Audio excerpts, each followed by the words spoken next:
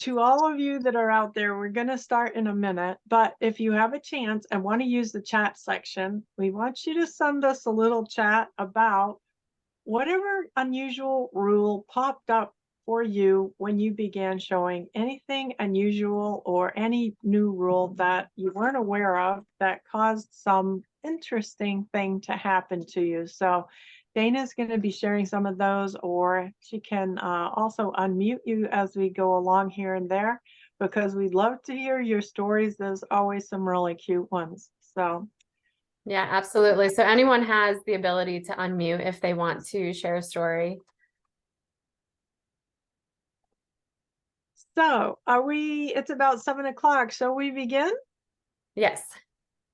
Welcome to you all to the fourth call for us on this series of WD 101. And tonight we're going to talk about what rules you need to get started with, and about some of the etiquette with Western dressage, and answer questions about etiquette and about getting started in Western dressage. So that's going to be our focus for tonight. As you see, this is Dana Roberts. She's our IT gal, and she's amazing. She helps me with the PowerPoints and teaches me how to use all the technology. She's amazing. I just love her. Thank you so much, everybody. Also, you know our president, Cameron Steinbrecher. I know you're out there with Wallace, maybe they're with you. Thank you so much for having the idea and the confidence to do this and to turn us loose so that we could have so much fun all together. So lots of energy here going on. And before we forget, we want to all wish you happy holidays. It's all coming up. So we know you're busy. We're grateful you're here, and we're going to get started. Dana is going to get us started towards our PowerPoint. So get us started in that direction, Dana.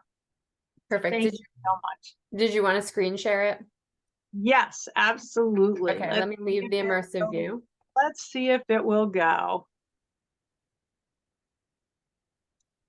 And we're going to get it to the right view for you all.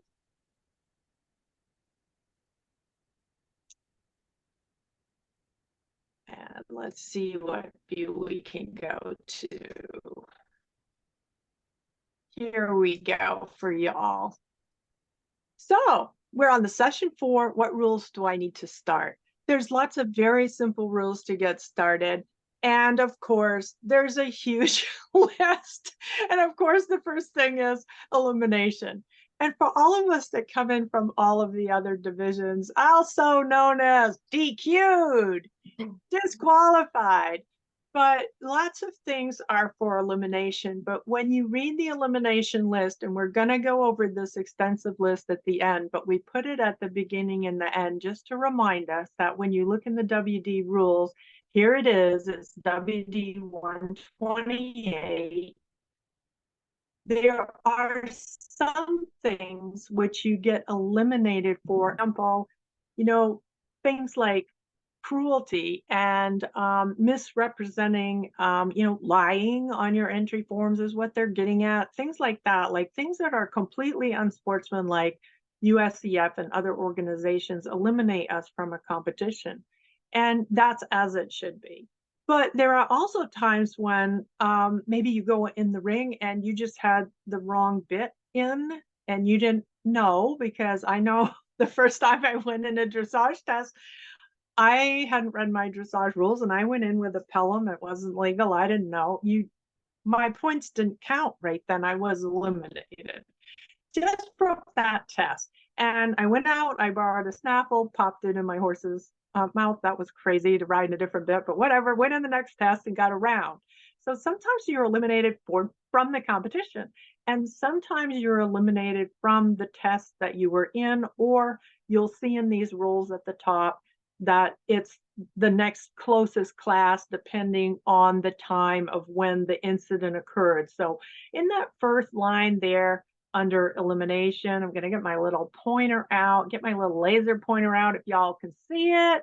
Right up in there, it talks about whether you're eliminated from the whole competition or not. And that's why I put this slide in, because elimination isn't like eliminated from the whole show. It's just, it may be that the points for that class won't count. But even when you're eliminated, Um, whatever scores that you had to the point where they excused you from the ring, you get that paper back. You can read those comments from that judge. And so you might not get the points, but you can still learn from all those things. So kind of interesting. So we're going to talk about that more later on. Oh my goodness, warm up. We have Dana to thank for these memes because I was like, yeah, I want to talk about this. And can we get some funny pictures? Because we all need to laugh because we've all been in warm up situations where things weren't going well. We have to remember that there is etiquette. And the etiquette is everybody keep right. And then people complain to me and they go, well, I needed to work my horse to the right, which meant I couldn't have the rail. And yeah, okay, that's so. But um, everybody keep right is all over the world. It isn't just it's everywhere. And so everybody keep right. Now, one thing you should do is things like if you're just walking on a loose rein, come on, don't take the rail. Don't be a ring hog. Um, some of these really cool people here doing all these interesting things like remember to be thoughtful towards other competitors. Also, this is a dressage sport, and within dressage itself, all over the world, there has always been the respect of don't ever cut in front of a horse doing an extended gait. You see somebody doing lengthening jog, doing lengthening lope. Like if they pull their horse up fast or they turn, you can pull a suspensory. Don't do that to somebody. That's really poor horsemanship and it's unkind and unthoughtful. Look up, look where you're going, and give way when you can. Keep the horses well without a kicking distance and be careful. Um, don't let your ego get in the way. It's always okay if you're in the middle of something. Let's say you're doing a shoulder in or a half pass, a rail in shoulder in. Call rail, please, rail. And rail means, could you please give me the right of way? Normally, people will give you the right of way. And as I say, don't be a ring hog. Don't do it a lot, but the other thing that's real important is the person who's next in the ring. So if you know that you're four horses from your time, you don't have the right of way. Let the person who's next into the ring finish up their warm up. They might not have been able to do a half pass because there's too many people going flying around everywhere. Give them a chance. And when your turn comes, you should have a chance. So being kind and being polite is really, really important. If somebody's doing lateral movements and extended movements, they should have the right of way. So keep that in mind. Um, so getting around the warm up and being kind to others is important. If you're on a loose rein, find some place to walk that you're not in people's way. Get in the middle. If you're just walking and everybody's going left, go left. It doesn't make any difference. Like try to be kind to others and they'll be kind to you. And luckily, most of our Western horses are used to working together and, they tend to be a little more, I'll use a good old fashioned word of broke, not so high strung. And we usually have much better luck working together. But it is really important that you look up and keep well aware of where everyone else is. So from warm up, your next big responsibility, get to the ring on time. Get to the ring on time. And how do you know what time it is? Well, every USCF show has a show time.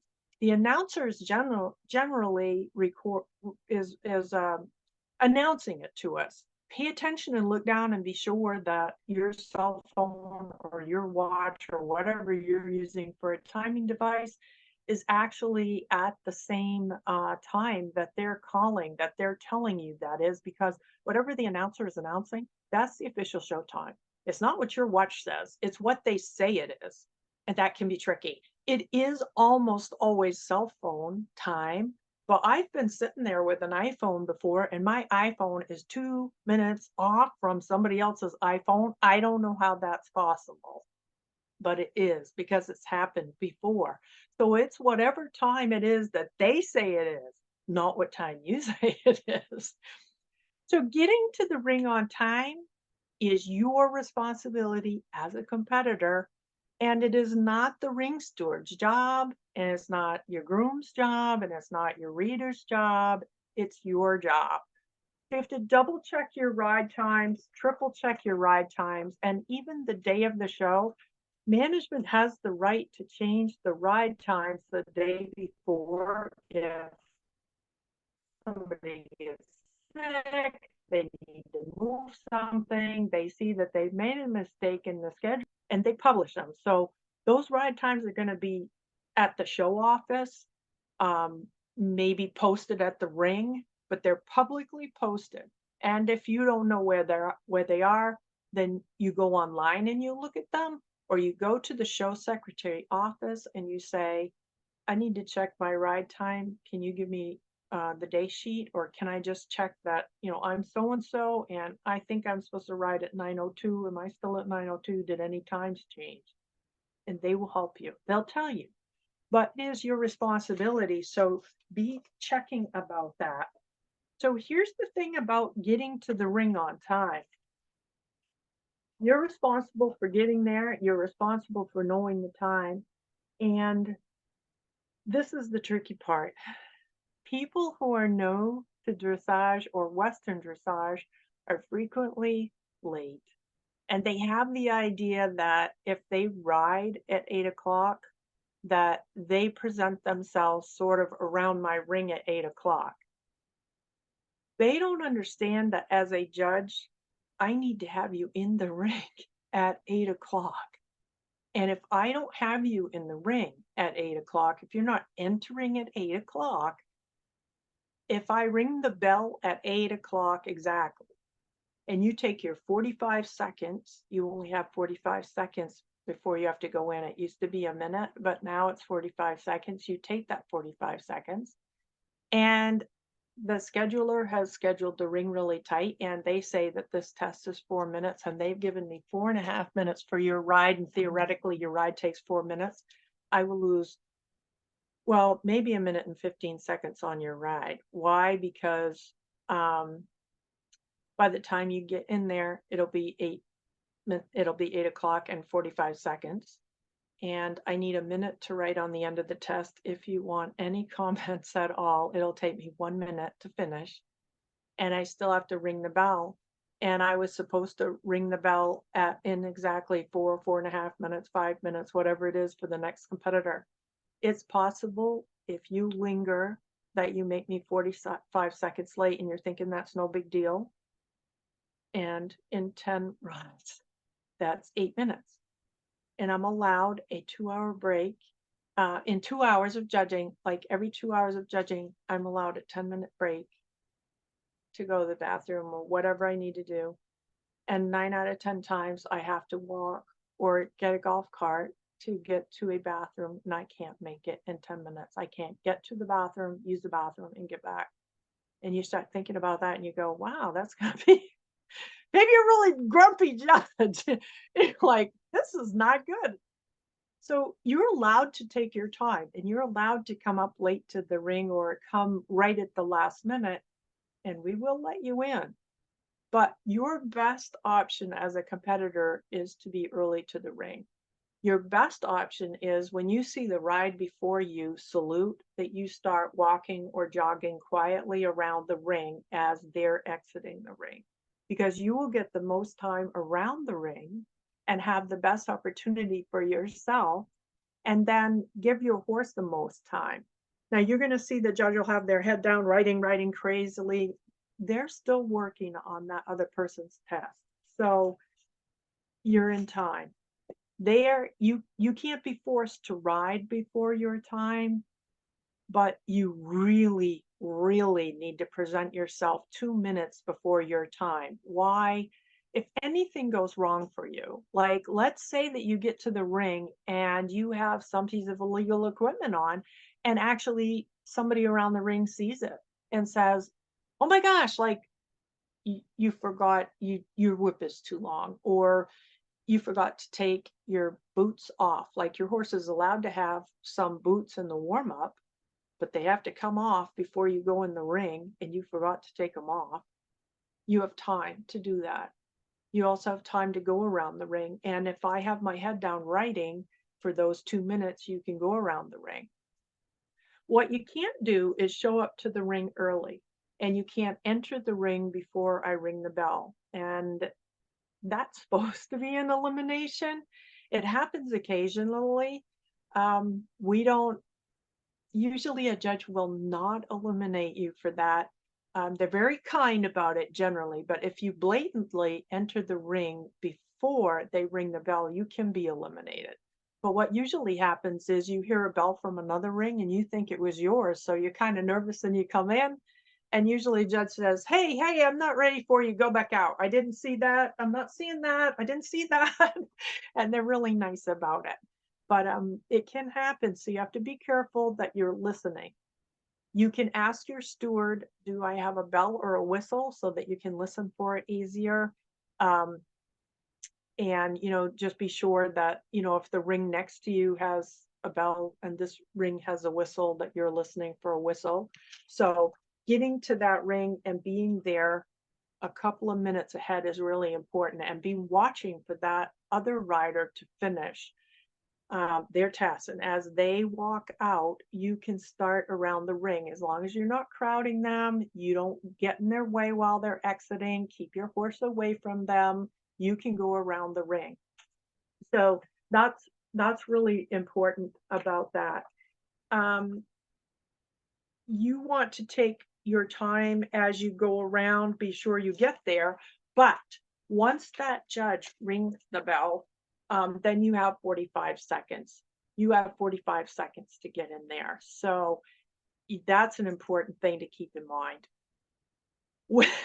Some of these slides are just so funny. I hope you all are laughing, because I thought she did a great job with these. I just love this kind of stuff. And all of us have seen a horse come in and halt and then back up, have trouble. I don't want to go ahead. So it can happen to all of us. Saluting is one of those things where you're making your first impression to me, and I want you to look at me.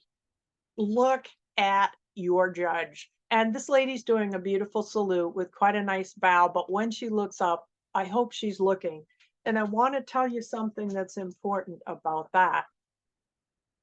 If you salute and you don't see the judge acknowledge you, and they're not required to salute you, but I don't know a judge that won't acknowledge you. And if they're sitting down and they can't get up, they'll generally wave at you. A man might take his hat off. I've seen it be raining before, and people be sitting in cars at sea. I've seen them flash the windshield wipers. I've seen them put their hands out the window. Like, we do something generally to acknowledge you. The tricky part is do you know what to do if you salute and you don't see the judge? Like, Dana, has that ever happened to you? Like, if you saluted and you didn't see the judge acknowledge you? Has that ever happened? No, that's never happened to me. The thing that's really important is that people don't think about the fact that we're human, and the scribe just dumped boiling coffee on me and I might be distracted. I'm supposed to be paying attention, but stuff happens. One day I had a snake come up through the floor of the judge's box. Scared me to death. I come running screaming out of the box. It was lucky that the horse didn't leave the ring, but there was a really good horse. He just stood there, and I was running towards him screaming. It was a snake as big as my arm, and it was in Colorado. It scared me to death.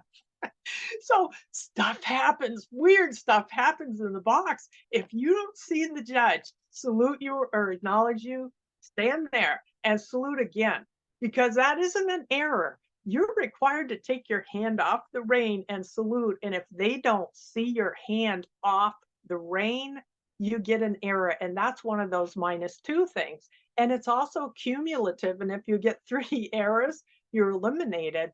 So if they don't acknowledge you, it is totally okay. Salute again. And they may think you're dippy, like, okay, didn't maybe you look down and didn't see them acknowledge you. If they're standing up and you salute them and you don't see them salute, but they sit down, assume that they did because you might have had your head down in the nod. If they're sitting down, then they're ready to go. But otherwise, they may not be ready to go and you don't know what's going on in that box. So salute again to be sure that they see that your hand's off.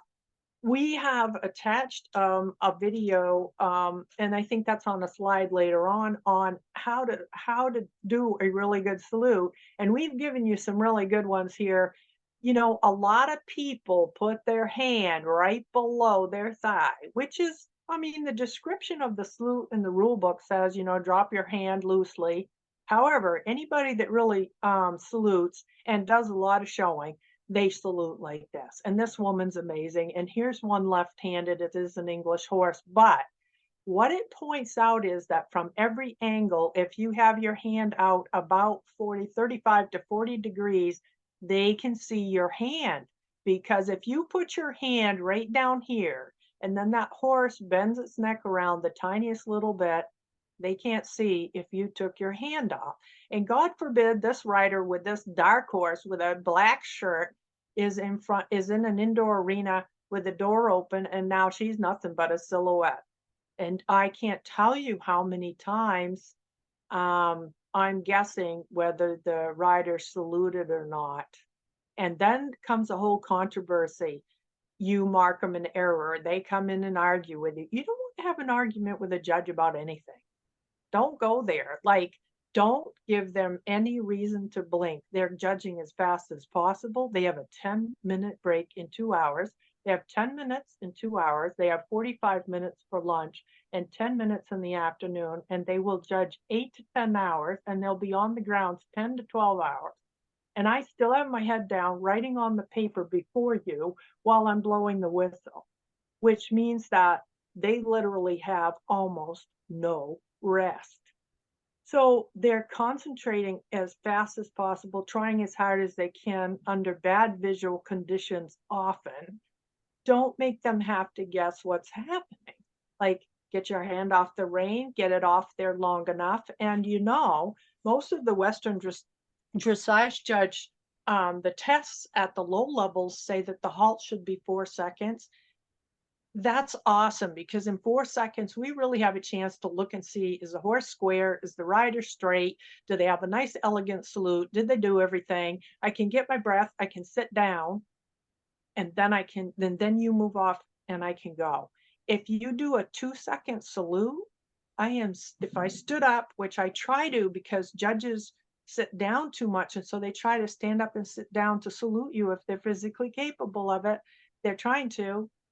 You moving off while I'm sitting down. And I'm trying to pay attention, but think about it. If you took a 4-second halt and you actually did a nice elegant salute, I sat down, then you moved off, you have my full attention. And you want it. You want to give an elegant salute and start well with these people. Give them a chance. Look them dead in the eye so that they make some kind of a connection with you. Don't come in and just go like that, like it's not just a camera or a robot up there, it's a person. And once in a while, somebody will smile at us. And I mean, I'm so desperate at that point for someone to go, hey, you're a real person in there, that I go, thank you for smiling. I have written on people's papers, thank you for smiling at me. Because I know that they're scared to death, but thank you for smiling at me. So I have a question, Ida. Sure. So you're saying when we enter the ring, so we should enter halt, should we wait? Should we salute right away or wait?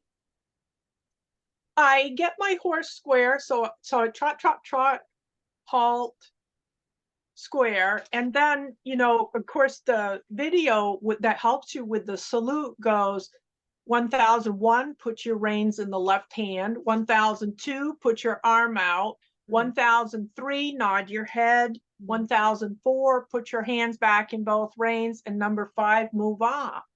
Okay. And that's what that salute teaches people, that a really good halt and salute is 5 seconds.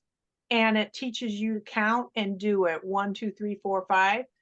That's an awesome time for a judge to judge, and they can see everything. And that's why we teach it in 5 seconds and a 5 count. If I go down center line and my horse doesn't stop square, I'm trying to get him more square. What kind of, is it just a couple seconds I'm trying to get him square? And can I only make him take a step forward? I can't make him go backwards to get square. Don't want to back up if you Yeah. can help it. If you know, because if a horse steps back in the halt, it kind of gets to it. It depends on how the judge feels about it. But if they feel like the horse really took a step back, it can get low. It can be a 4. It can be insufficient. They don't want to see him step back if they can help it. If Okay. it's just a thing where the horse is pretty much square, but he kind of inches one front leg back to get squared up, they won't nail you for that. But if you can't get him pretty square within a second or two, you may just want to give up and go, this is crooked. I get that, but I'm going to do a nice elegant salute, and I'm going to get myself organized, and I'm going to ride off straight and try to save myself, because I've already kind of messed that part up. So it pays to just, after a while, you just want to get to it. And one of the things is, don't salute while they're moving. It says halt and then salute. And saluting while halting can be a deduction. Not every judge does that, but 90% of them do. That's a deduction because it says halt, salute. And what the judges are looking for in Western dressage is, hey, this is a broke horse. It'll halt for you, and you can take your hand off the rein. And if it won't halt and stand still, like if someone's horse is moving and they're saluting while halting, I write saluted while moving. And it's a deduction, especially, encouraging people at the low level to learn this is very important. We might as well start at the beginning. Grammy used to say, start as you intend to go on. So it's very important to get that halt established. And those introductory tests say 4 seconds minimum. It doesn't say that you have to halt only for 4 seconds. It says a minimum of 4 seconds. You can stand there longer if you need to, and that's okay. And you want to do that. So that's super cool. All right. So when you get organized and you get ready, to move off, you make your move off, and you're going along great. So our next set of concerns is your reader, or are you in charge of memorizing your test? So we all know that there are, if you make 3 errors of test, and errors of test might be that you failed to take your hand off the rein, or you turn the wrong way, that's a mistake in the pattern. 3 of those are cumulative. So the first error is -2 points. The second error is the first points are 2. The second error is 4. So if you have 2 errors, that will be 6 points off the bottom of your test, at the total at the bottom. And on the bottom of the test, it says errors and how many points off. So just so that you understand, it's not like 2 for the first one and 2 for the second one, so it's only 4. No, it's 2 for the for the first one, 4 for the second one. So if you have 2 errors, 6 points would be taken off. If you have 3 errors, you're eliminated. Now, what happens then? At that point, the judge can tell you if their ring is behind, they can ask you to leave because they're behind and you're eliminated. Most judges, if they're not totally fried and they're not very behind in their ring, they'll let you finish your test and they'll mark your score so that you can see what you would have gotten. They give you comments and they let you finish. And then it comes up on the scoreboard that you were eliminated. But they don't have to do that. So just so that you know the etiquette. here's several readers, and we got these nice gentlemen, look like they might be very supportive horse husbands, doing a great job reading, and they're reading near E or B. And these are the two positions that are generally where you read from.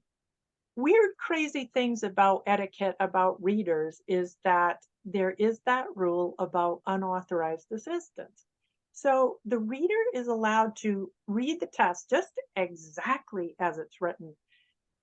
And that can get a little creepy because last year I had a lady, she was reciting the test. She wasn't reading it off anything. She had it memorized basically, but she was paraphrasing it. So maybe the test says enter, working jog, X, halt through the walk, salute, minimum 4 seconds, proceed, working jog. She didn't use those exact words. She said, enter at working jog, X, halt, salute, proceed in working jog. Those are not the exact words on the test. And you as a competitor can be eliminated for what your reader does. So that can be a problem for you. So you have to get the reader trained. Don't fool around, read exactly what's on the test. The only exception to that is if you are a gaited horse and you would like your person to read saddle gait, you're allowed to have them read saddle gait. And I encourage people to do that because it reminds the judge that this is a gaited horse.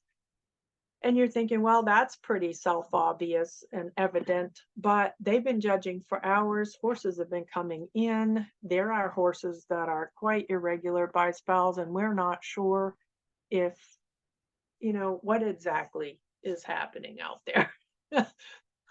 So if it's also important, I think, when you come up to the judge's stand, when you enter and you come in from warm up, a lot of people tell people to come up to the judges and to tell them their name and number. And I'm going to get to that. But the one thing that I do tell gaited people is be sure to tell the secretary if the judge is busy, because they may have their head down judging. Tell them this is a gaited test. And be sure that the judge understands that this is a gaited test, because they may lift their head from writing the last test just as you come down the center line, and they don't see that you're not in a jog, which you shouldn't be, you're gaited. But then you're right dead on to that judge, and they're like, what is going on? If this was a jog horse, they might be going, is that horse irregular? And if they don't look down and see this is a gaited class or realize that this is supposed to be a gaited horse, for a minute, there's some confusion. And you don't want any confusion. You want that judge to know exactly what they're looking for. So if you come in and you say, hey, I'm on a gaited horse, that's what you want to do. Help us out. I know that you think that we're supposed to know everything. And man, we're trying. But, we get tired just like everyone else. And sometimes things are distracting and we need more help. Sometimes our papers are supposed to be marked at the top for us that you're gaited. And theoretically, on our day sheet, it's supposed to say gaited class. But the secretary often handles that paper for the judge, and the judge is just judging. And actually, for me too, like, I don't, I'm hoping not to recognize anybody. I don't really want to know who anybody is or know their name. And so I'm not reading that sheet, and I don't read that day sheet ahead of time and say, hey, so-and-so's writing for me. I actually don't do that. And when I have other people come up to me and say, hey, I know Joanne Williams is going to ride for you tomorrow, I'm like, she is? I don't know. I don't read that because I don't want to be influenced. I just want whoever's coming in, I want to have a fresh slate. And, obviously, I'm sometimes going to recognize somebody, because you do. We all know each other some. But if I got lucky, you got a new show shirt and your helmet, and I didn't notice it was you, and I just judged impartially, and that's my job. And that means that the secretary read that sheet. So I'm hoping she tells me that this is supposed to be a gaited horse, or it's written on my paper, or that person walks up. You walk up as a competitor and say, I'm riding a gaited horse. Thank you. That's a big help to a judge. So don't be afraid to do that. Don't have a whole conversation about anything else, but your number, what test you're riding, and that it's gated, that's a big deal. That'll help us. That'll help us a lot.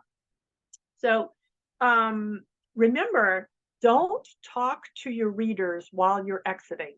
Why? Because even though you have saluted and theoretically the judging stops at that point, the tests say that you're still technically under the judge's supervision until you are completely out of the gate. And so it's rare for them to get after you, but theoretically, if this person or your coach or a bunch of other people start a conversation with you about that was just wonderful and I think that was great and super, and well, first of all, the judge is still judging, so you're making a lot of noise and they can't hear themselves think. Then you think your test was great. I hope that they do. We're praying for that. Maybe they do, maybe they don't. So I wouldn't be saying anything. But then how about unauthorized assistance? They're yakking at the rider, and that rider is still under the judge's control until they exit. The interesting thing is the test says at the bottom below the judging, leave the arena free walk. And there have been controversies about horses that after X for some reason bolted and jumped out of the ring. And now comes the controversy, is that elimination because they left the ring not in the prescribed manner, or they left the ring, all 4 feet left the ring, they jumped out, they didn't go out through the exit. And this actually comes up, and then stewards have to mess around with the rules and judges have to talk about this. And we always generally try to go for the competitor. But how about just don't get yourself into a controversy? And it's just plain rude that judge still has their head down, judging as fast as possible, and you're yik yakking. So no talking. Don't let them talk to you. If you have an error, it is the judge who will direct you where to go in the ring next. And if the reader stops you and tells you that you have made an error, so let's say you make an error and the judge isn't catching it, and this person stops you, that can be unauthorized assistance. If they decide to nail you with that, they can. So this person reads the test. If they have some idea that for some crazy reason you couldn't hear them, they're allowed to repeat that movement just as read, and only if it's really obvious.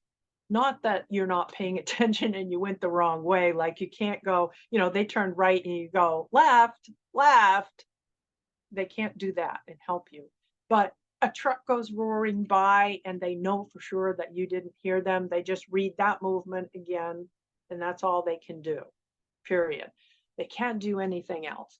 People ask me all the time, do you think people should memorize their tests? Do you, as a judge, favor people that memorize their tests or anything like that? No, I don't. We don't care whether you have a reader or you don't. It's okay. I will say this, though. There are some really annoying readers. People out there that are barking and they're overemphasizing things. And you're just like, that is so annoying. And their excuse always is like, well, I want to be sure my rider can hear me. But, tape yourself, listen to yourself. I mean, seriously, if it's annoying to you, it's going to be annoying to the judge. It's exhausting all day long if one reader comes and does 10 riders and you're like, oh, it's that one again. And it can be really annoying. So practice reading, work on, you know, and like projecting your voice so that your rider can hear it. And one of the things that is really important is riders can't hear anything while they're riding a transition. So if you can get your reader trained to not read while the rider's doing a transition, because that's when riders go off course, when readers read while they're trying to do something technical. So that's a little hint to help you with that. So being near E or B is where you're supposed to be. And when these people come into the rings and go away from the rings, they should not walk across the ring. That is really bad etiquette. Is there a rule against it? No, but it really annoys judges and it super annoys the show management. Why? Because they don't want anything in that ring. They don't want this guy to decide that when he's done, he's too lazy to walk around and he goes across here. And the next thing you know, maybe the little steel silver plate off his boot falls off, or he drops his wallet, or he drops his cell phone in the ring. They have their rings prepared. They're prepared for competition, and they don't want just random people walking through the ring. So don't do it. Train your people to be polite and walk around, and be polite to the horse that's coming in.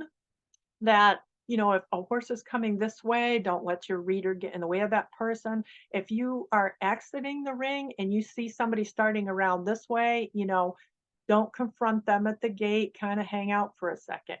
When you finish from that halt, um, there are a few Western people that haven't figured out that they're at X halted and they do a pivot on the center line, a 180, and their rear end directly to me and they walk out. They have not figured that that's kind of rude. But it is. It's kind of rude, I gotta say. The other thing is if for some reason I would like to glance up as you leave and maybe admire your horse's really nice quality walk, or I'm thinking about you as a rider and I'm like, I'd like to check out your leg alignment, and you make a half circle. You don't want to come all the way down to C, but just make a nice half circle and kind of and make a little diagonal out. You don't want to linger in the ring, but you don't have to come all the way down either, but you just kind of make a little half circle and go out. I could admire your horse's nice walk. It would be a chance for me to maybe mark, you know, feel confident about your horse's gaits, or, you know, check out your leg alignment one more time. It can be used to your advantage if I look up. But this business of pivoting right here and going rear end to me, I certainly can't, you know, I don't have a chance to get a second thought about anything. If there was anything that I wanted to think about, it doesn't give me a chance, and it kind of gives a bad feeling, kind of a bad taste in your mouth. So it's not illegal, but it's not very polite. Judges are like, oh, I didn't like that. Did you see that one at lunchtime? They're going, I didn't like that. Did you like that? No, nobody ever says they like that. So anyway, I wouldn't recommend it. You can do it, but there's a lot of things in Western dressage and English dressage that you can do, but there's a lot of etiquette around what we do and a lot of history, and sometimes it's just bad manners. So we were talking about this. Dana told me a story about being in the ring. Dana, tell us your story about being in the ring one day. Oh my gosh, yeah, this is fantastic. I think it was my second Western dressage show ever. And I was like, yep, got my test memorized, gonna go in, have a young horse. And I'm going around and I'm just concentrating so hard, like tuned out. Like nobody ever told me that if I hear the whistle or bell during my test, like what that meant. So I go off course and, you know, the judge blows their whistle. It doesn't ring a bell to me. And I'm still going, blow the whistle again. I really didn't hear it. Blow it again. All of a sudden I look up and the judge is blowing the whistle and waving their arms to stop me. And I'm like, oh my gosh, like, what did I do? I have no idea what's going on. And I walk up and she was like, honey, you went off course. Just, start back over here. And I was like, oh, okay. And I came out like mortified, like looking at my friends, like, nobody ever told me the whistle during your test meant that you needed to stop. Yes. Now I know. Need to stop. Yeah. Oh no, oh no. Absolutely. It means you need to stop and check in with the judge. And here's the you you shouldn't be embarrassed. Here's the embarrassing part. Judges go off course. In a 3-day show, at some point a judge will look down and be like, I'm lost for a second. If a judge is lucky, the scribe is on top of it and the judge can say, are we on movement, whatever, and the scribe, nothing happens, and they're like, okay, we're good. But there are many times when for a second you blank out, or a test is a little different, especially in regular dressage. They have a lot of weird tests that we don't judge very often, junior young riders and all this stuff. They have all the tests through Grand Prix. So that's like our level intro through 5. They're all the regular tests, but then they have all these optional tests. And I'm telling you, the patterns are crazy. And you're like, where are we going next? Oh no. And so for a second, even a judge can be lost. If the judge is lost, they're going to ring the bell. That doesn't mean you will get an error, and they'll tell you, please, I'm really sorry.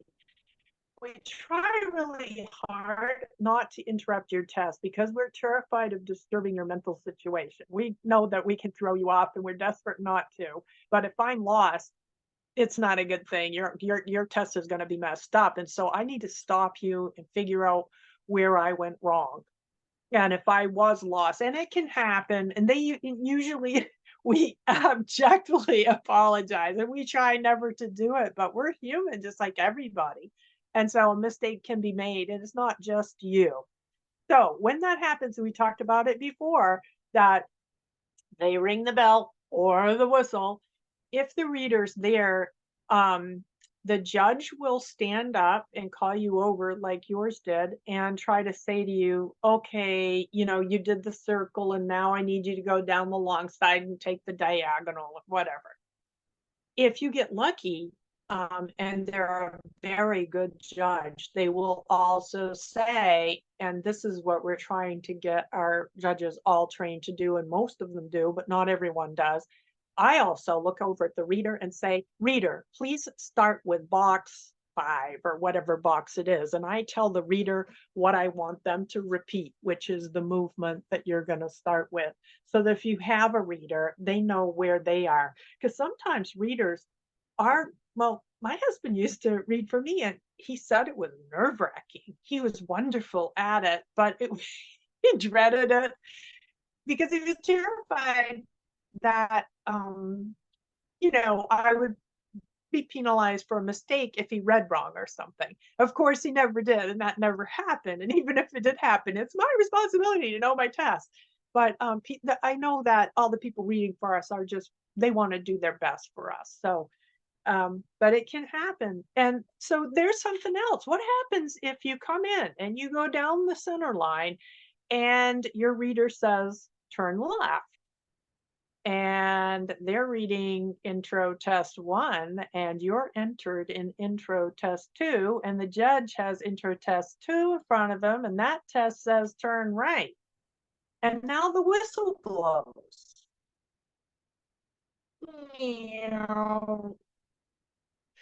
So what happens? Well, we stop and I get up and I come out and I go, okay, well, you're entered in intro test 2.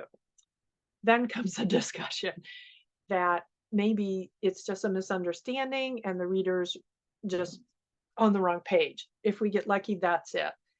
If you as a writer are confused and now you truly have entered the wrong test, we have to get straightened out with management as to which test, like, are we okay with them going ahead and putting you into this class? You thought you entered one class, you've entered another by mistake, and this is an entry problem. And so we get that straightened out.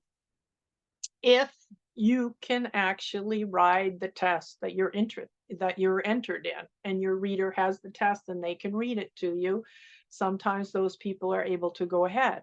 Sometimes they can't go ahead right there. Sometimes they have to pull out of the ring, go get organized with the secretary. And then if there's a slot later in the day that they can be inserted into a time slot to try to ride whatever test that they all agree that their person is now entered in, that kind of thing happens. But it can happen and you have to know what's going to happen. And one of the things to all of us when we're in the ring is that once we get in the ring, we're pretty excited, we're pretty committed. We have a lot of emotional involvement in having gotten there. And then, oh no, this is all messed up. And so riders can get pretty emotional right then. Like, well, I entered this and I know I entered this. And, as a judge, I all I can do is say, hey, I'm sorry. I have this paper here. Here's my list, and here's what my list says. I'm very sorry, and I'm trying to keep my rider calm, but I can't do anything about it because I'm not the secretary. Meanwhile, my ring is getting behind. So you have to go out, get the paperwork organized, and then we'll all work together to find a space for you if we can possibly do that. But I know it can be real emotional for people because they have all this commitment of, I got it washed, I got it braided, I got the horse here, I've been terrified, I learned the test, I got here, I paid the bills. You're exhausted by the time you get to the ring. We know that. So we're trying to get it all together for you. But there can be times when you just have to retire and go out and deal with the secretary and then come back in. So that has actually happened in it, and it does happen sometimes. So we're hoping it doesn't, but it can. The judge may actually just have the wrong paper in front of them and they'll say, hey, can you stop for a second? We started writing on the wrong paper. And hopefully it doesn't blow your mind. If that kind of thing happens, like you get a restart, which is great. You get to start the center line or whatever again, or whatever the judge tells you to do. And, no harm, no foul. And it usually goes ahead good. So you want to try to be in your mind like flexible so that it doesn't throw you off, because we're hoping not to throw you off. So there are other times when the bell will ring or the whistle will blow. One of them is for continued resistance, and that is that in Western dressage, if the horse bucks, kicks, rears, you're out. Like you're out now, and you don't continue. That's a little different from dressage. Dressage has a 20-second rule. We do have a 20-second rule also. Any resistance that goes on for 20 seconds where you can't progress, your horse won't do something for 20 seconds, it balks, you're out. That's an elimination. But also bucking, kicking, rearing, you're out, and you're out immediately. And a lot of judges, they don't allow you to finish. And that is part of our own etiquette. Dressage etiquette is all about getting horses to the Olympics. They may eliminate people, but they tend to let them finish.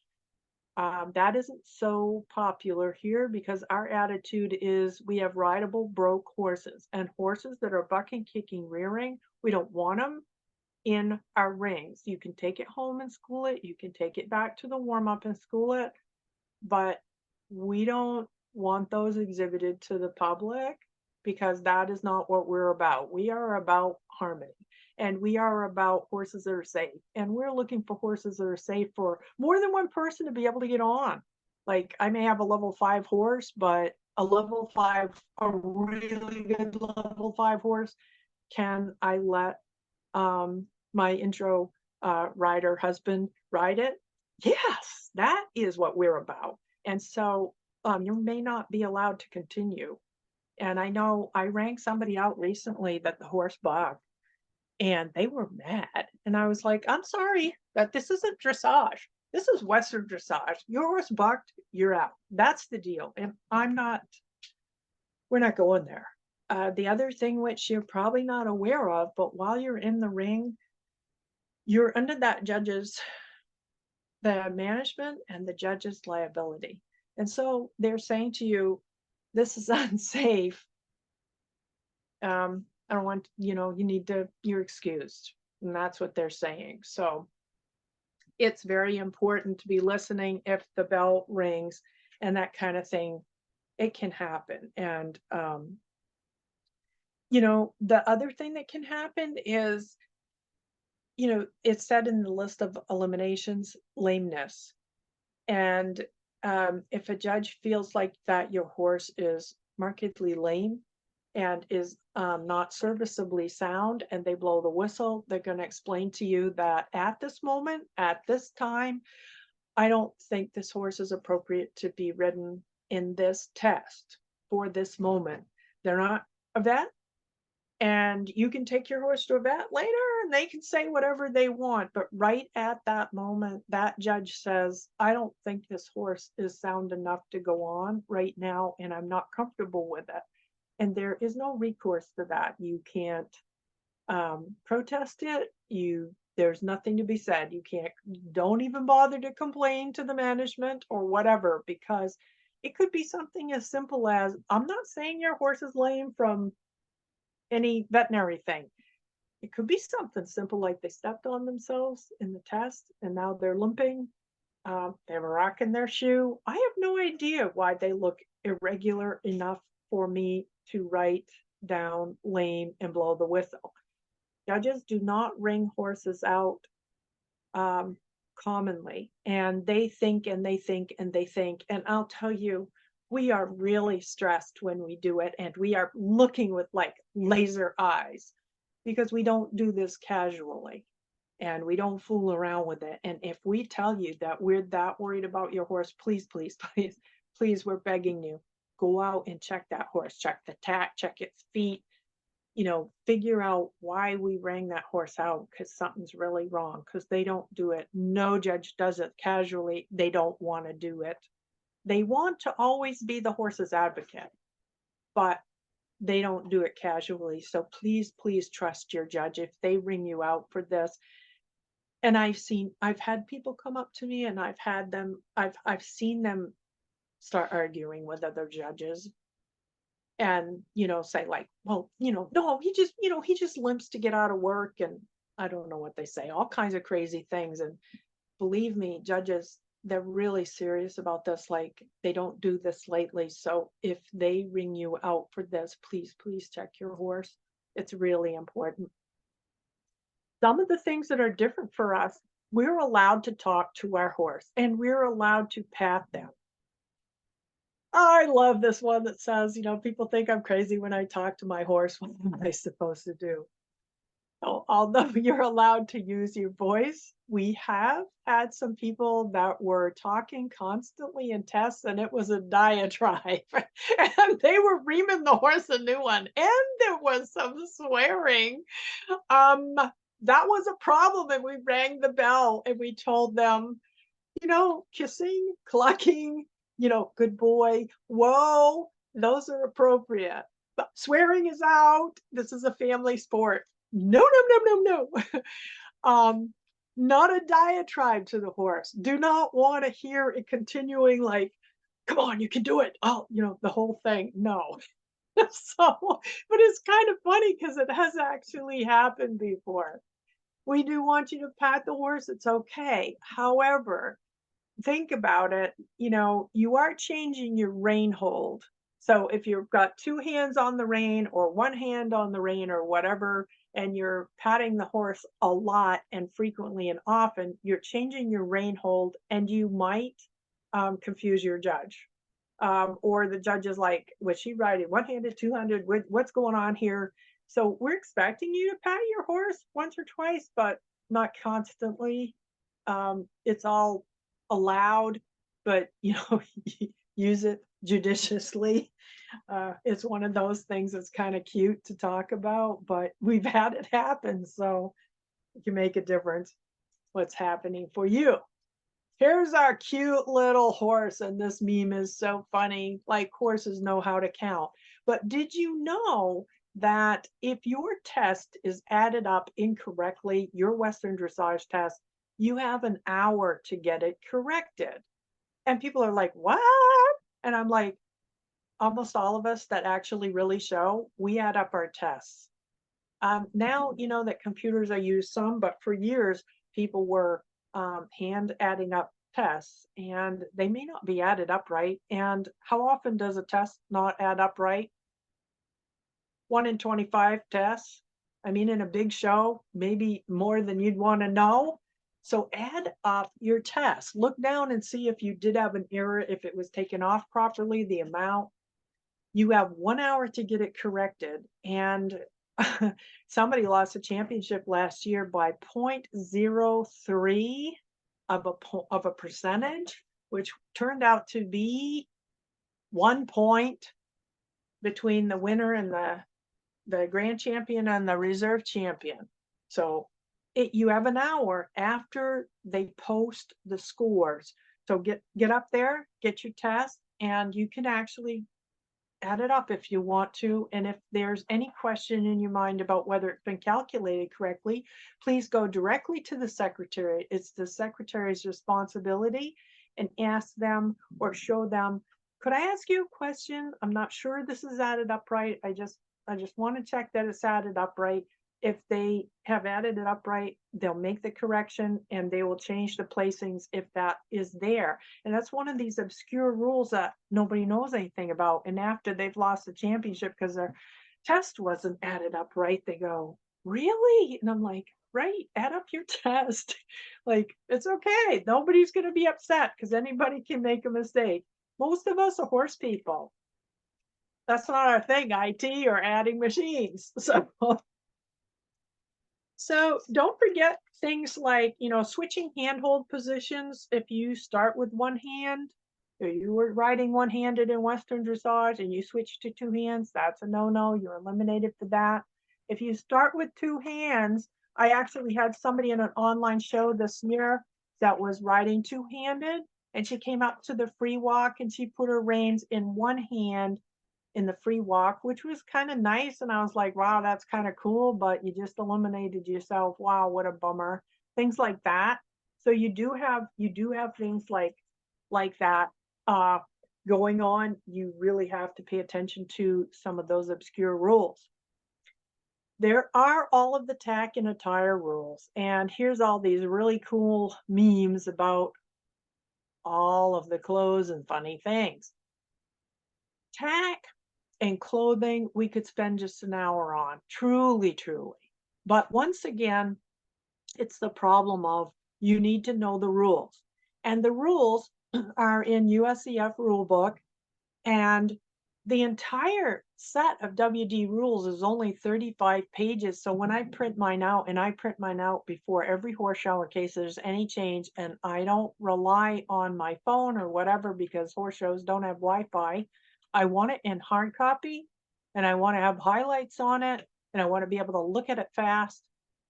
But the tack and attire part, like if there's only 35 pages, the tack and attire is only a couple of pages. You can look at that. There's also I forget what they call it, but there's a tack and attire. It's really more about the tack and the bits and the saddles and stuff that WD puts out, which is on tack, an addendum, which is very helpful for, checking the bits or whatever.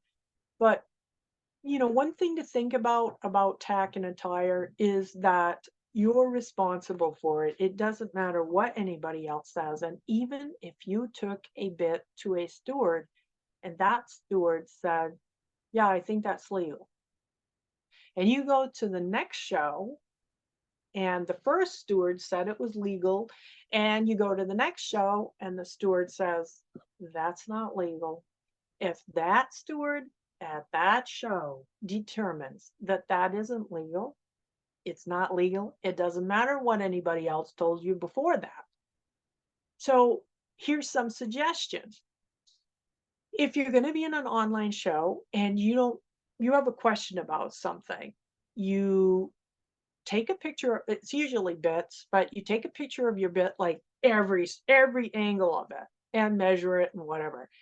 Send it to the organizer, and the organizer will send it to a steward. And before you tape your tape, you can get an okay from the steward that organizer is going to use for that competition or they will get a ruling from WDAA office for an online show. So for online, they're either using WDAA or WDAA and in connection with the steward, and you'll get a ruling on that bit. And then they'll send you back an email. Now you have it in writing that says for blah, blah, blah online show, you've checked this bit and you're all set to go. And then you're not eliminated out of the tack check. For, the same kind of thing can be happening when you go to a horse show. First of all, if you have any questions at all about your tack, like your bit, be sure you have a spare bit with you that you're sure is legal, because the bit guides have tons of pictures of legal bits. It's the ones that aren't legal that may not be pictured. So be sure you have a bit that they say is legal, that you have one with you that you can use. And you go directly to the steward as fast as possible when you get to a USCF show, and you say, hey, check my stuff before we even start showing, in case I got to check that this isn't okay. Like, and if it isn't okay, then you swap it out and you'll be fine. And you can do that. And that is the best thing to do, is check with the steward of the show that day, or the price list lists those stewards. And you can send an email to a steward, and you find their address either from the organizer. You contact the organizer and say, I'd like to ask a question of the steward, please give me their information. Or you go to USCF website and you go to licensed officials, find a licensed official, you tack and put in steward's name. That'll give you an email address for that steward. And you can say, I'm going to be at blah, blah, blah show, and I'm going to be showing in Western Dressage. And I have a question about whatever it is, your tack, your equipment, your attire. And they will tell you, I need to see pictures of blah, blah, blah, blah, blah. And you can get help. So they're all willing to help you. You just have to be proactive if you have the least concern about any of that. So it's a great help. And they will do that. They will help. So there are a few things to pay attention to about the tack and the attire. Nothing really crazy, but things like polos are allowed, but remember, not loud. So they're supposed to be the color of the horse, matching the color of the horse as close as possible, or black or white. No polka dots, not red, not green, not blue, not gold. But if you, like, I have seen a horse that was sort of like a sorrel like this, and they had polos on it that were rust colored, almost like the color of the chaps on a horse like that. That's fine. It matches the horse. That's super cool. Or white or black, polos are allowed. You are allowed to have one short whip while you're riding. A lot of us don't ride with a whip in Western Dressage, but you are allowed one, and it's just under 48 inches because most of the rules are in centimeters. So it's 120 centimeters, and that's 47.2 inches. So one short whip is allowed. Keep in mind that there are a few things that you're allowed to have in the warm-up that you can't go into the ring with. And so you want to check those rules too, and not get flipped out if you're in the warm-up ring and you see something that's a little different from what somebody would be showing in. Like, for example, my show mare has very thin soles, and I'm in the warm-up in her scoop boots, but I have to take those off before I go to the ring where the judge is. When I go to the warm-up around the ring where the judge is, those have to be removed in warm-up, but I'm allowed to wear those in warm-up. But I cannot go in the ring with those and show in them. So there are very benign pieces of equipment which are allowed in warm-up. So you want to learn what those are and be right on top of all of that. So the interesting part about all of this, which you're beginning to understand, is it's always all the competitors' fault. Like, it doesn't matter what time somebody told you it is. It's whatever time the judge says it is, because the show management decides what time it is. I don't care what your watch says. I don't care what the cell phone says. It's whatever they said. And if you were in warm up and the steward told you that you had 5 more minutes, but you get to the ring and the judge is like, I rung your bell already. You have 45 seconds to get in here. You can't protest that because it's your responsibility to be there and they set those rules. You can argue if you want to, but mostly you just annoy everybody. And then they're like, so the best thing to do is, what I tell everybody about Western dressage and dressage is if you're on time, you're late. Because if you're on time, if you get there at exactly 8 o'clock, you were supposed to be entering at 8 o'clock, so you're late. So if you have an 8 o'clock ride, you have got to be at the outside of your ring waiting 2 minutes before. And if you get lucky, the judge is a minute or so ahead, and that rider's turning around and going out, and you get a minute or two around the ring, which is really what you want to do. And when you're going around the ring, you're going to walk very quietly up, and you're going to see that the judge has their head down and they're writing on somebody else's paper. They're still on the other person's time. They're still writing on the last competitor's paper. Don't bug them. Say quietly to the scribe, I'm number 142, intro test 1 gated, or whatever you are. No other conversation. You're not supposed to tell them it's your first horse. You're not supposed to tell them it's a brand new saddle. Don't tell them the horse is 22 years old. You're not supposed to have any of that conversation. And when you're leaving as you halt, a lot of judges will say thank you to you. Some don't, but most of them say thank you because we're trying to acknowledge you and say, hey, we appreciate you being here. If you feel like you can say something, say thank you back. But they're not expecting you to walk up, and they're not supposed to talk to you about your test. In fact, they can be reprimanded for talking to you about their test. So try not to get into a conversation with them. Once in a great while, we just can't help ourselves. And we're like, I have occasionally asked somebody, like, what breed of horse is that? And, you just tell me, it's whatever it is.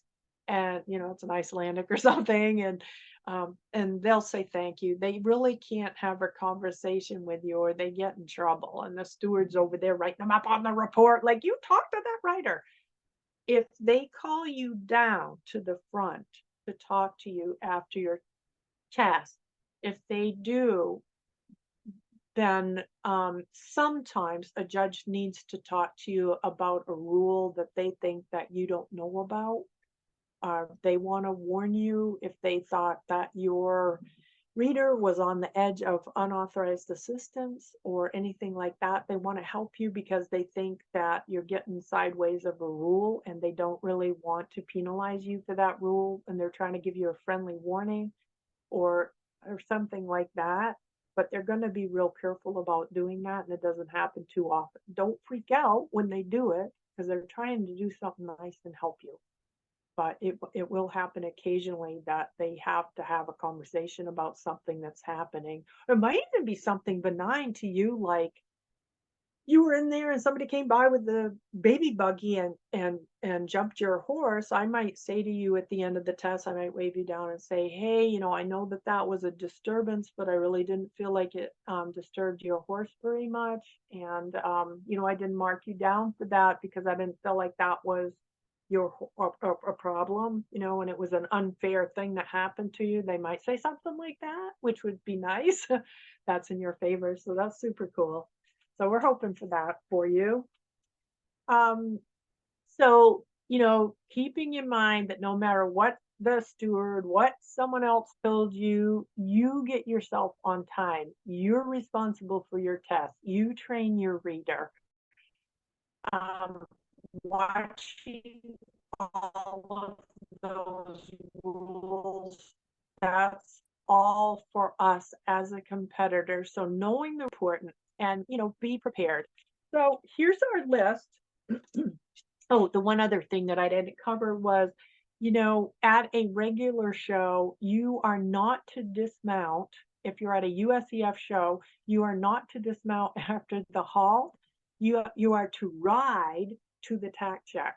If the managers will tell you if they're having a tack check and you know you have to get down, put your reins around your horse's neck and drop the bit so they can check the bit. They're going to look at your whip and check your spurs. You stay mounted until you get to that person, and then they do it. If you're on an online thing, you walk ahead towards the camera and you get close to the camera and turn your horse all around, and show the tack check. And we have some videos for that, which we probably should get to you. We have some links of how to do a video online tack check. I'm not sure if we had adjusted or attached those to this, but anyway, so but you have to stay on the horse till you get to the tack check. So, and then when you're on an online check, for online for sure, you have to dismount when you drop the bit for safety. And they will get after you if they see you dropping, somebody coming up and dropping your bit and you're still on the horse. They freak out. They just get so upset because it's very dangerous. So don't do anything like that, because it's you just don't want to get into trouble about anything silly like that. So go ride from the ring to your tack check. So most of these things we covered, but misrepresentation of an entry, meaning, you somehow lied on your entry, that's a problem. Prohibited equipment or including rein holes, that is a problem for the test that you're right in. Unauthorized assistance is people talking to you or helping you or clucking or kissing or clapping to make your horse stay in rhythm, or anything that they, no coaching from the side and no help from the reader. No. 3 errors of the course or test, you're eliminated. The horse is tongue tied down. That's one of the ones that gets you out of the horse show, eliminated completely out of the horse show. If it took you 60 seconds to get in the ring after they rang the bell instead of 45, so you're late into the ring, that's elimination.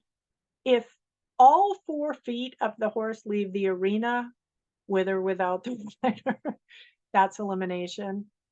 Cruelty or excessive spurring, that's one of the ones that gets you eliminated from the entire competition. They send you home. Resistance for longer than 20 seconds. Like, let's say that the horse is not doing anything horrible, but it's like shying by stopping and you just cannot get it to move or turn. That's 20 seconds, you're out. Or, and of course, it's blatant disobedience, which is bucking, kicking, that kind of thing. That's out. That's an immediate elimination right out of that class. Anytime that there's a concern for the safety or other exhibitors or other entries, that can be elimination. And anytime we see evidence of blood on the horses, that's a little bit tricky. We're working on being clear about this. An environmental cause such as an insect bite, maybe your horse has a little blood on its neck, that's not what we're getting at. We're looking for spur marks. It's unfortunate, but if a horse bites his tongue and there's blood in his mouth, you're out. There's no question, even if you didn't cause it. We can't. Stefan Peters got eliminated out of a big competition, I don't know, 3 or 4 years ago. Everything was fine. He had a beautiful ride. He's, of course, never on his hands. His bits are beautiful. He didn't hurt his horse with the bits, but his horse bit its tongue a little bit while he was riding it and had blood in the mouth. He was immediately eliminated. But he's a wonderful sportsman. And he came out and he said, I really feel bad about this. And my horse did bite his tongue a little bit.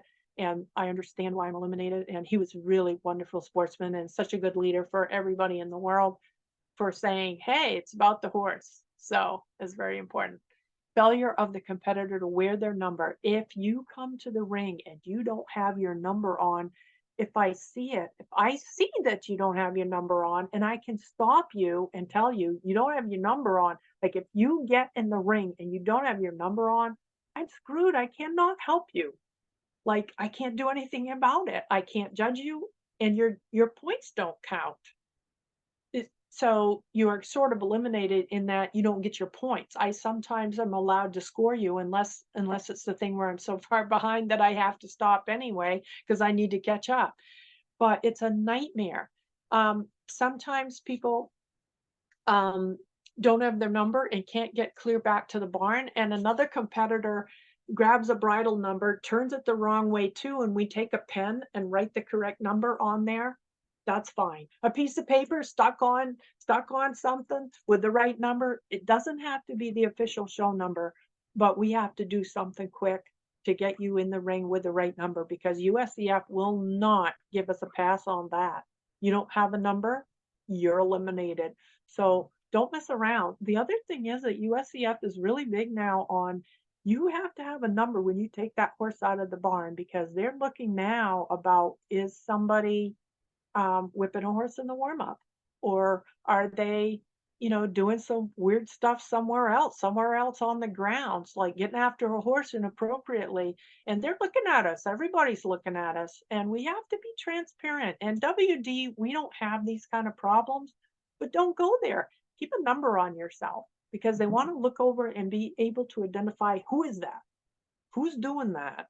Or nothing is happening. And if we all have our numbers on, then we don't call attention to ourselves. So be sure that your numbers are on.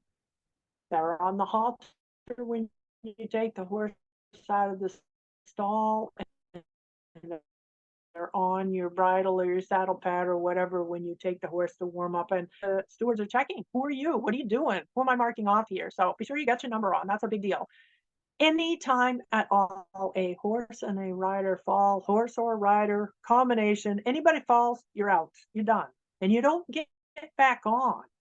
And also on top of that, unless a rider lands on their feet, we're going to call the EMT, and don't fight us about it because we have a liability problem.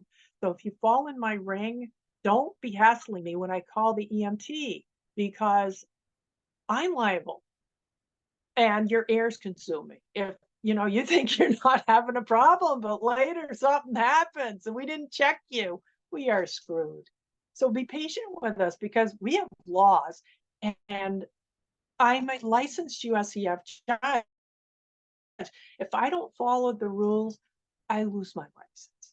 So we have to follow the rules. They're going to call an EMT, and that EMT has to clear you. And it gets better. If they don't clear you, you don't get on again. So let the EMT look at you.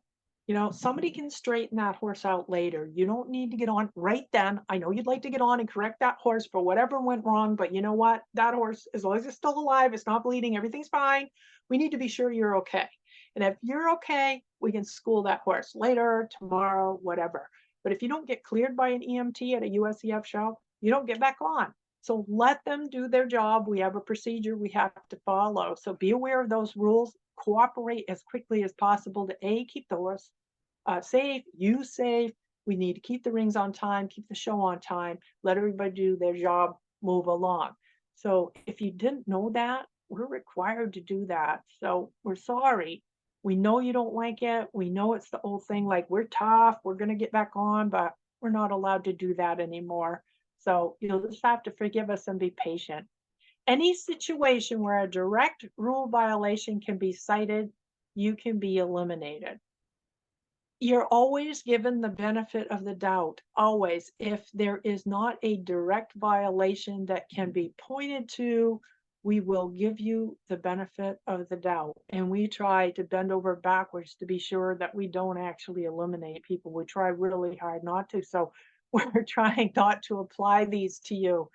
Please help us not apply them to you. Don't forget that every show relies on volunteers, and it's really, really necessary. And shows are real shows, live shows are having trouble actually going on and continuing. And if you can do anything at all, help them take the ring up afterwards, help them set it up. Timing is something that you need good acuity and you need excellent handwriting. If you don't have excellent handwriting, don't offer. But it's an educational opportunity and you can learn so much by being in the box with a judge you have no idea. you can learn a lot. What you get to see is what they're looking for. So if you can volunteer, it's really, really important. Did anybody type in anything for us, Dana, for interesting stories or comments on anything so far? I don't have anything so far. Um, I do have a couple questions. Oh, cool. Yeah. So one thing that I always had a question about is like, I know that you're not supposed to like change rein like two to one-handed. Like, is it going to be an error? Say my Western hat is going to fly off because of the wind and I need to grab it to put it back on, or should I just let it fly off? You're hoping not to lose your hat, although you're not eliminated for it. But then you got a hazard in the ring and you're going, okay, there's my $200 hat on the diagonal. Where am I going to make a crooked diagonal and run over it? Or what is going to happen here? So the new rule, which I'm not sure if it says right there, but somewhere in the TAC rule, it actually says that for if you need to take your hand off the rein for a second for something which will not give you an advantage, i.e., put your hat back on, wipe your nose. For me, it's my glasses sliding. I might need to push my glasses. I have to push my glasses up sometimes, something like that. Or you did pat the horse, but nothing that would give you an advantage on a rein hold. The judges are to ignore it. And that has been written in. So that was an excellent question because it is it could be confusing and someone could misunderstand that. Okay, good. I can stop worrying during my test. I'll just fix my hat instead of, is it going to fly off? Is it going to fly off? Now, here's the next part. If your hat flies off and the judge is feeling like that it's seriously going to be in the way, they might blow the whistle. So don't let that freak you out. And then there's the next problem is dismounting. So there is an obscure rule, which is really bizarre. Um, you aren't supposed to get down until you exit the ring. In fact, you're supposed to ride to your tack check. So if you, let's say that you drop something off you. I had somebody who had a pin on them 2 years ago at the Worlds. They had some kind of a pin on them on a kerchief or something. That pin fell off in that ring. She was lucky that her horse didn't step on it, but she saw where it was and she knew where it was, and it wasn't in the track. And when she finished the test, the competitor rode up to me and said, I'm very sorry, I've dropped my brooch. May I get down and get it? It's right there.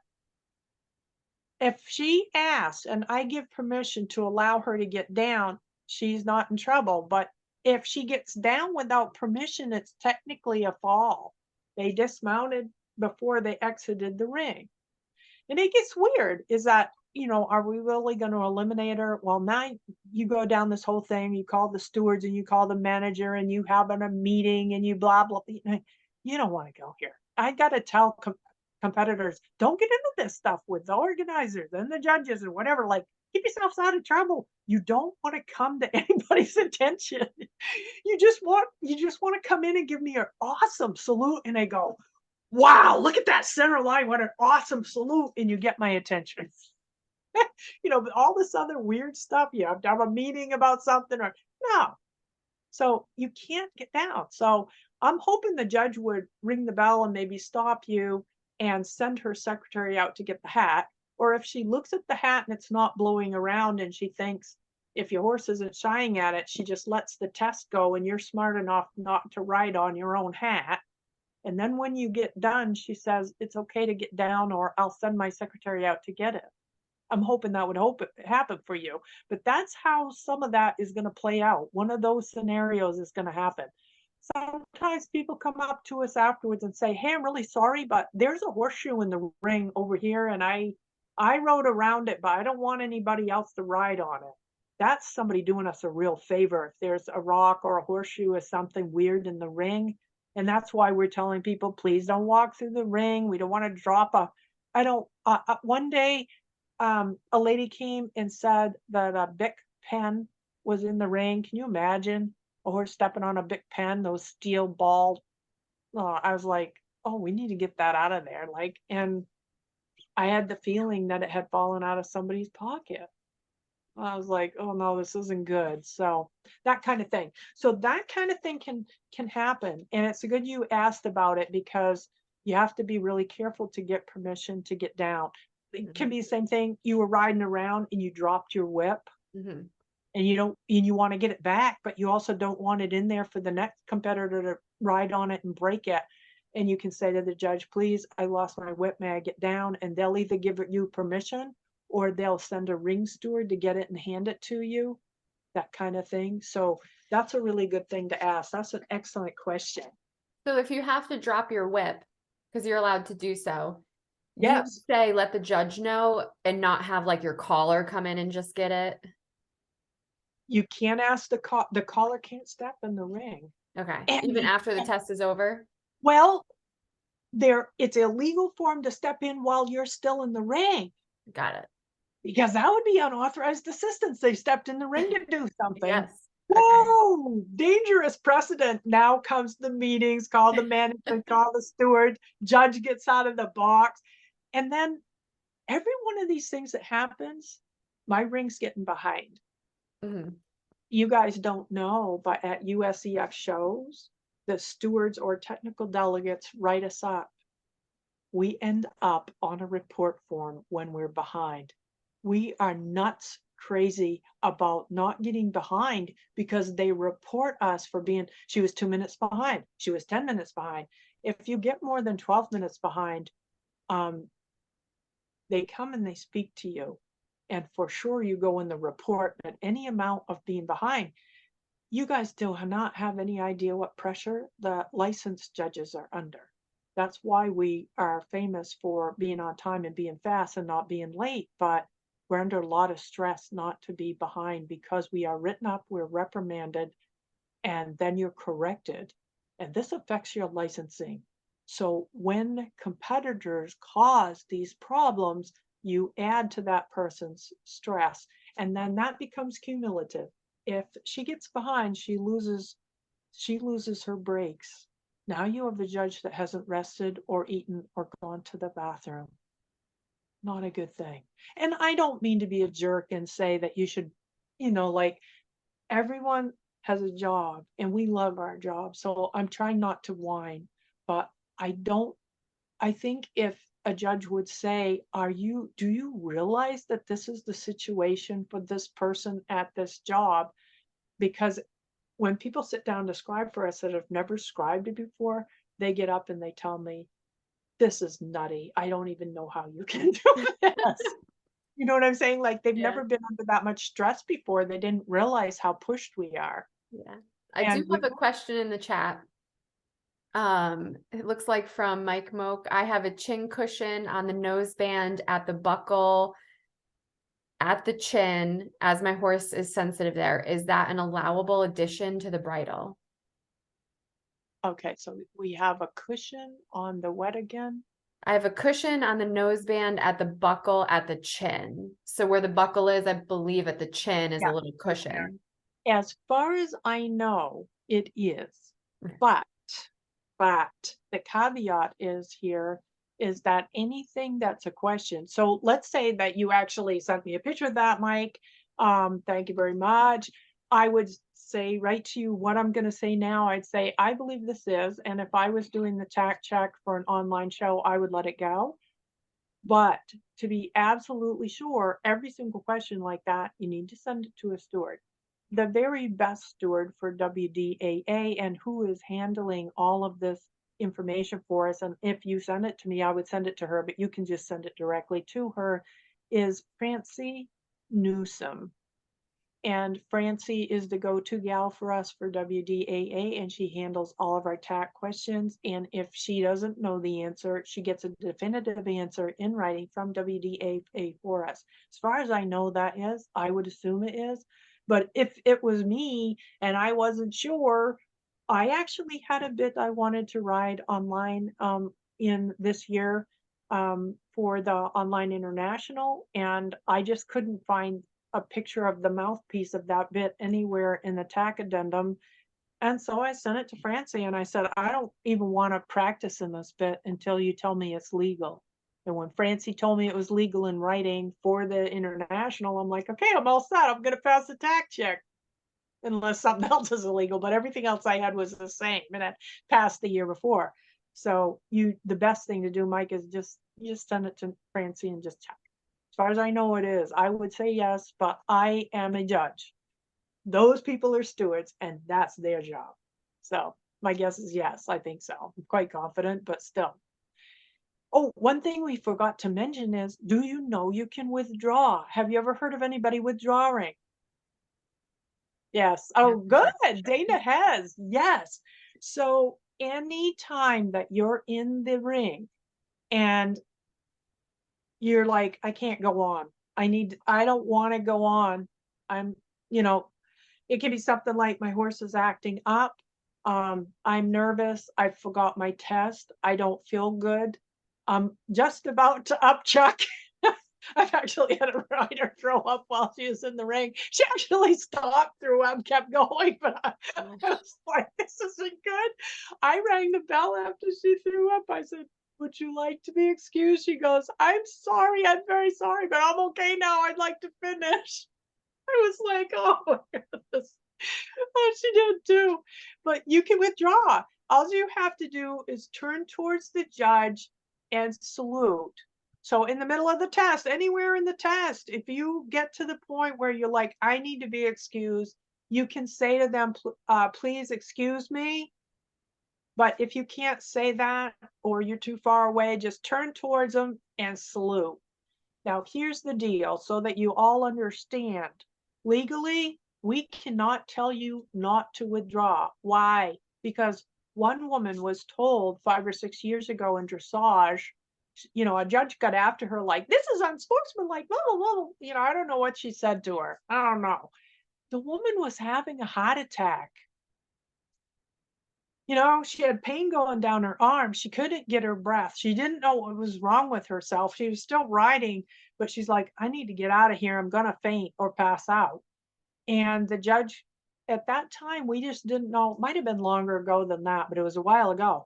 But the judge, we kind of had this etiquette thing, or it was left over from, you should be a tough rider and you should slog on and be a competitor. And not anymore. Like that taught us that we don't know what's going on with our riders and they maybe feel something on their horse. I had another person pull out one day and, I never thought anything about it. She excused herself. I didn't pay much attention. And I got an email 3 or 4 days later from a horse show that said that she turned the corner. She did the extended trot. I marked it a 7. And the next 3 steps, she had that horse stopped and 3 or 4 steps past the corner. She said that she felt that horse go lame right at the end of the extended trot. That horse had pulled a suspensory. She was off it in the ring, so she would have been eliminated anyway, but she had withdrawn. She jumped right down and she walked the horse out. And the horse was a little funny going out, but I wasn't quite sure. Maybe he kicked himself or I didn't know if it was her. And she said it pulled a suspensory. She could feel it right then. And she got down and I'm like, what an amazing horsewoman. And so you should know that you may withdraw, no penalties, no questions asked, and the judge or no one has the right to get after you about anything. If anybody says anything to you, for heaven's sakes, ignore them and leave because they don't have a right to say anything to you. And most of us won't think anything about it. The only thing we're going to think is, oh my goodness, I hope you're okay. I hope you and I hope your horse is okay. And if you need to pull out, pull out. I don't care because I want you to be safe and I want you to be okay. And I want you to come back sometime. So it's totally okay. So that's a good thing. This slide that we have right here is in here. Dana so kindly put this, but I put this little thing in here for people that may not be as intuitive as you young people. That, if you push on it, will take you right to the USDF rules, and you're looking for the WD section. If it doesn't take you right to the WD section, push on the part that says WD, Western Dressage, and it's only 35 pages. But that will take you right to the rules, and you need to know all of them. And that's me. If you don't know me, you can check it out. There's my website, and it'll tell you all the stuff that I do. So I figure you all know me. But if you don't and you'd like to know more, that's where to go.